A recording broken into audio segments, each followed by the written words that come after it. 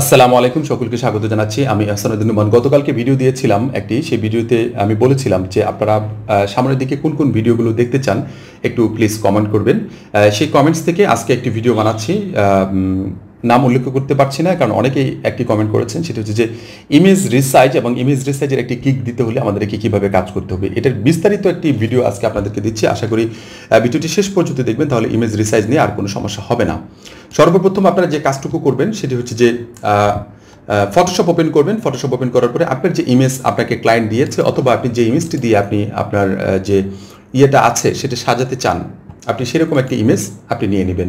নিয়ে নেওয়ার পর আপনি সর্বপ্রথম ফটোশপে নিয়ে নেবেন। ঠিক আছে, এখন ক্লায়েন্ট আপনাকে কী ধরনের রিকোয়ারমেন্ট দিচ্ছে, আপনাকে যদি কোনো মার্কেট প্লেসের অথবা কোনো আপনার ব্যক্তিগত কোনো ওয়েবসাইটের যদি কোনো নিজস্ব কোনো সাইজ আপনাকে দিয়ে দেয়, তাহলে সেই সাইজ অনুযায়ী আপনি কাজ করবেন। আর যদি মনে করেন যে না, আপনাকে রিকোয়ারমেন্ট দিয়ে দিয়েছে যে এরকম যেটা হতে পারে যে শপিফাই অথবা ওয়ালমার্ট অথবা অ্যামাজন এই ধরনের কিছু আপনার যে ই কমার্স ওয়েবসাইট আছে সেগুলোর আপনার রিকোয়ারমেন্ট ফুলফিল আপনাকে দিয়ে দিয়েছে, সেটা আপনি করতে চান, সেটাও আপনি করতে পারেন, নিঃসন্দেহে কোনো সমস্যা নাই। আর যদি মনে করেন যে আপনি নিজে থেকে বায়ারকে কোনো কিছু রিকমেন্ড করছেন, সেটার উপর করতে চান, সেটা করতে পারবেন, কোনো সমস্যা নেই। আচ্ছা, এখন আমি একটা আমার একটা রিকোয়ারমেন্ট আছে 2000 বাই 2000, 1500 বাই 1500 এবং 1200 বাই 1200 অথবা 500 বাই 500। এটা নিয়ে আমরা একটা সাজাবো।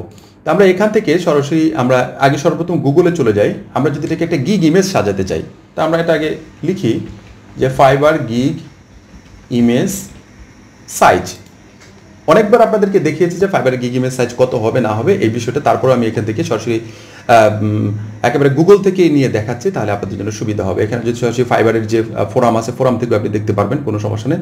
তো এখানে যে নর্মাল যে সাইজটা দেওয়া আছে সেই সাইজটা নিয়ে আমরা আপাতত কাজ করি। 550 বাই 370, এটা ডাবল আমরা করে নেব। 550 হচ্ছে 1100। তাহলে আমরা সর্বপ্রথম এখান থেকে একটা নিউ নিয়ে নেই, এখান থেকে দিব আমরা 1100, আর 370 গুণন 2 ডাবল করে নিচ্ছি আর কি। ঠিক আছে, 740 আছে, তাহলে আমরা এখান থেকে 740 দিয়ে দিলাম। 740 দেওয়ার পরে আমরা এখানে যদি কিছু লিখে দিতে চাই যে গিগ ইমেজ অমুক তমুক, আপনারা লিখে দিতে পারবেন, কোনো সমস্যা নাই।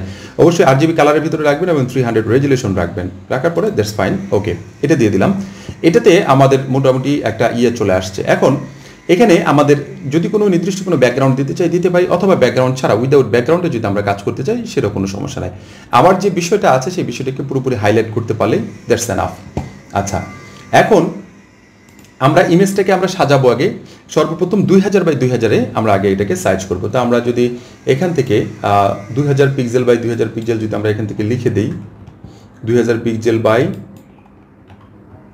2000 পিক্সেল আমরা এখান থেকে দিলাম। আমাদের ইমেজটুকু যতটুকু আসছে অতটুকু নিলাম। নেওয়ার পরে আমরা এখান থেকে মেনটেন করলাম। এখন এখানে যদি আপনি মনে করেন যে এই যে গিগ ইমেজটার ভিতরে সাজানোর পরে আপনি এটা কীভাবে সাজাবেন, সাজানোর পরে না আগেই কীভাবে সাজাবেন, আপনি যদি এর আগেই সুন্দর করে একটি মকআপ টাইপের কিছু একটা যদি স্মার্ট অবজেক্ট করে নিতে চান, আপনি সেটাও করতে পারেন। অথবা আপনি নির্দিষ্ট যে ইমেজটা আছে সেই ইমেজটাকেও আপনি এখান থেকে দিতে পারেন। যেমন আমি এই ইমেজটাকে যদি এখন টান দিয়ে নিয়ে এসে যদি আমার এই ইমেজটার উপর ছেড়ে দিই, 2000 বাই 2000 অনেক বড় হয়ে গিয়েছে, কিন্তু কোনো সমস্যা নাই। ঠিক আছে, আমি এটাকে কিবোর্ড থেকে Ctrl+T দিয়ে আমি এটাকে ইচ্ছা মতো ছোট করে নিব, কারণ এখানে আসলে 2000 বাই 2000 ইমেজটাকে জাস্ট আমি একটা রিসাইজ দেখাচ্ছি। ঠিক আছে, আমি জাস্ট এখানে দেখালাম যেটা 2000 বাই 2000 আছে। এখন আপনি এই যে মূল ইমেজটা আছে, এই ইমেজটাকে যদি আমি আবার 1500 বাই 1500 করি, আমি সেটাও করতে পারবো, কোনো সমস্যা নাই। আমি এখান থেকে 1500 বাই 1500 করলাম, করার পরে এখানে ক্লিক করলাম, ডাবল ক্লিক করলাম, অথবা কিবোর্ড থেকে এন্টার দিলেও হয়ে যাবে। এটাকে আমরা এখন এখানে নিয়ে আসলাম। এখন এটাও তো বড় হয়ে গেল, তাই না? এখন কি এটা কি অরিজিনাল সাইজে পড়ছে না? অরিজিনাল সাইজ আপনার দরকার নাই। এই ইমেজটা যেটা 2000 বাই 2000 আছে, এটা থেকে একটু ছোট রাখবো, যাতে করে বায়ার বুঝতে পারে যে এটা 1500 বাই 1500। ঠিক আছে, এটা রাখলাম আমি। রাখার পরে এটাকে আমি নিচে দিয়ে দিই। এটার উপরটাকে আমরা কত 2000 পিক্সেল দিলাম, এটা দিলাম 1500 পিক্সেল, 1500 পিক্সেল এক্স 1500 পিক্সেল দিতে পারবেন, কিন্তু আমরা এটা এভাবে দিয়ে দিলাম। এটা পরবর্তীতে আরও সুন্দর করে গুছিয়ে দিচ্ছি। এখন 1500 পিক্সেল বাই 1500 যেটা নিলাম সেটাকে Ctrl+J দিয়ে আমরা এটাকে কপি করলাম। কপি করার পরে আমরা এটাকে নিচে নামায় নিয়ে আসলাম। এইটাকে দিলাম আমরা 1200 বাই 1200, মনে করেন 1200 বাই 1200 দিলাম। ঠিক আছে, এটা 1200 লিখছি, 1200 বাই 1200 আপনি লিখতে পারবেন, কোনো সমস্যা নেই। এখন আরেকটা ইমেজ আছে সেটার সাইজ হচ্ছে যে 500 বাই 500। তাই এটাকে কন্ট্রোল জে দিয়ে আমরা কপি করলাম, এটা কপি করে এটা নিচে রাখলাম, রাখার পর এটাকে 500 দিলাম। 500x যদি দেন, দিয়ে আবার যদি 500 দেন, 500 বাই 500 হবে। এভাবে দিতে পারেন সবগুলো, কোনো সমস্যা নাই। দেওয়ার পর আপনি এটাকে এখানে সাজালেন, এটাকে আরেকটু ছোট করে দেন আপনি, কোনো সমস্যা নাই। এটাকে আরেকটু ছোট করে দিলেন, এটা 500 বাই 500 পিক্সেলে দিলাম। এখন এটার পিছনে এমন একটা ব্যাকগ্রাউন্ড নিতে হবে যে ব্যাকগ্রাউন্ডটা দিয়ে খুব সুন্দরভাবে বোঝা যায় যে এই বিষয়গুলো খুব সুন্দর করে উপস্থাপন হয়। তা আমি এখান থেকে যদি একটা সলিড কালার নিয়ে নেই, এখান থেকে সলিড কালার যে কোনো একটি কালার আমরা দিতে পারি, অথবা ব্ল্যাক কালার দিতে পারি, হলুদ কালার দিতে পারি, যে কোনো একটা কালার আমাদের উপর ডিপেন্ড করবে। আমরা যদি ব্ল্যাক দিই, ব্ল্যাকও দিতে পারি, কোনো সমস্যা নেই। আমি ব্ল্যাক দিলাম আপাতত। এখন এই ইমেজটাকে আমি সুন্দর করে সাজালাম যে এটা এই সাইজ, এটা এই সাইজ, এটা এই সাইজ, এটা এই সাইজ, এইভাবে আমরা সাজাইলাম। এখন এটা আমরা বাইরেকে বোঝাবো কীভাবে যে এটা আপনার ওই উপরেরটা 2000 বাই 2000, পরেরটা 1500 বাই 1500, তারপরে পরেরটা আপনার 1200 বাই 1200, তারপরে 500 বাই 500। এটাকে আমরা যে কাজটুকু করবো সেটা হচ্ছে যে সর্বপ্রথম এগুলোকে একটা করে বর্ডার দিয়ে দেবো। বর্ডার দিলে সুবিধা কী হবে, জিনিসটা সুন্দরভাবে আরও ফুটে উঠবে। কী ধরনের বর্ডার দিতে পারি আমরা, যদি এটার উপর রাইট ক্লিক করে ব্লেন্ডিং অপশনে চলে যাই, ব্লেন্ডিং অপশন থেকে আমরা যদি এখান থেকে স্ট্রক একটা দিয়ে দিই, স্ট্রক দিলে মোটামুটি একটা বর্ডারের কাজ করবে। এখানে যে স্ট্রকটা দিলে সবচেয়ে বেশি সুন্দর হবে সেই ধরনের একটা স্ট্রক আমরা দেওয়ার চেষ্টা করবো। আমরা এখান থেকে যদি এই অরেঞ্জ কালারের স্ট্রকটা আমরা যদি দিই, মোটামুটি মনে হচ্ছে যে ভালো লাগবে। আমরা সাইজটাকে যদি একটু বড় করে দিই, এটা আউটসাইড আছে, আমরা ইনসাইড করে দিলাম, ইনসাইড করে দিলে এটা পারফেক্ট আসছে। দ্যাটস ফাইন, ওকে। এটা নিলাম। এখন এটার উপর রাইট ক্লিক করে আমরা সরাসরি কপি লেয়ার স্টাইল করে নিতে পারি। এটাতেও দিয়ে দিতে পারি পেস্ট লেয়ার স্টাইল, তারপরে এটাতেও আমরা দিয়ে দিতে পারি পেস্ট লেয়ার স্টাইল, এটাতেও দিয়ে দিতে পারি পেস্ট লেয়ার স্টাইল। তাহলে মোটামুটি একটা সাজানো হয়ে গেল। এখন প্রতিটার নিচে নিচে আমরা টেক্সট দিয়ে দিতে পারি। টেক্সট বলতে কীরকম, যে কোনটা কত সাইজের।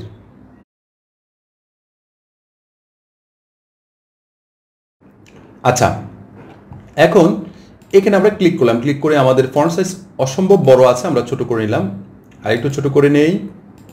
ছোট করে নেওয়ার পরে আমরা এটা প্রথমটা হচ্ছে 2000 বাই 2000 পিক্সেল এক্স বাই 2000, আমরা এটাকে এখানে দিয়ে দিলাম। ঠিক আছে, কন্ট্রোল জে দিয়ে কপি করে নিচেরটা কি আছে আমাদের, এটা আছে আমাদের 1500 pixel by 1500 pixel by 1500 pixel. তারপরে এটাকে কপি করে আমরা যদি নিয়ে আসি এইখানে, এখানে নিয়ে এসে আমরা দিলাম এটাকে 1200 পিক্সেল বাই 1200 পিক্সেল। এটা 12 করে দিলেই হয়ে যাচ্ছে, 1200 পিক্সেল বাই 1200 পিক্সেল। এটাকে আবার কপি করে নিয়ে এসে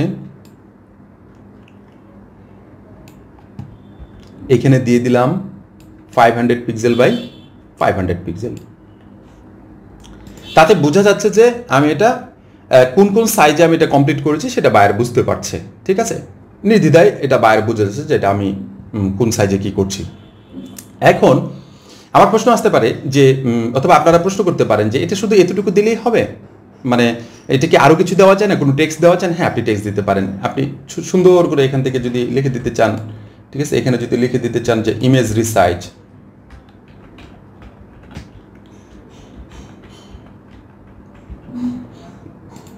ইমেজ রিসাইজ, এটাকে যদি একটু বড় করে দিতে পারেন, বড় করে দেন, অথবা এটা কালারটা যদি একটু চেঞ্জ করে দিতে চান, এখানে যে কালার আছে সেই কালারটাকে যদি দিতে চান দিতে পারেন।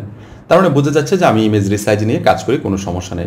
মানে নিঃসন্দেহে এটা বোঝা যাচ্ছে ইমেজ রিসাইজ নিয়ে কাজ করছেন। এখন আপনার যদি মনে হয় কোন কোন মার্কেট প্লেস, কোন কোন যে ইয়েগুলো আছে আপনার, যে ই কমার্স ওয়েবসাইটগুলো আছে, ই কমার্স ওয়েবসাইটে কিছু লোগো দিতে চান, যদিও লোগোর পক্ষে আমি নই, তারপরেও যদি কেউ দিতে চান দিতে পারেন, কোনো সমস্যা নেই। কোন কোন মার্কেট প্লেসগুলোতে বেশি আপনি কাজ করতে চান, কোন কোন মার্কেট প্লেসগুলো আপনি বাইরেকে সরাসরি বুঝাতে চান যে আমি রিকোয়ারমেন্ট অনুযায়ী আমি কাজ করতে পারবো, তাহলে এখানে আপনি শপিফাই, ওয়ালমার্ট, অ্যামাজন এগুলোর এখানে ইমেজগুলো দিয়ে দিতে পারেন। মানে যেটা লোগোটা বলা হয়, লোগোটা আপনি এখানে উপস্থাপন করে দিতে পারেন।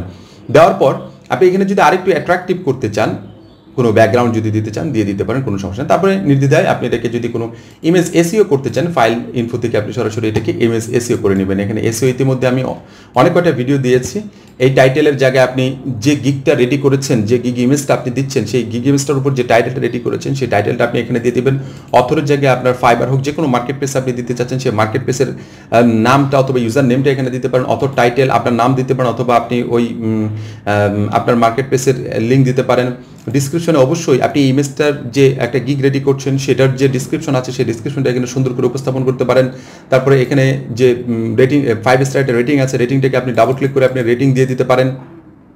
তারপর কিওয়ার্ড, এই কিওয়ার্ডগুলো খুব ইম্পর্টেন্ট। এই কিওয়ার্ডগুলো আপনি যে কিওয়ার্ডগুলো রিসার্চ করে আপনাকে সার্চ করে পাওয়া যাবে ওই ধরনের কিওয়ার্ডগুলো রিসার্চ করে আপনি এখানে উপস্থাপন করে দিবেন।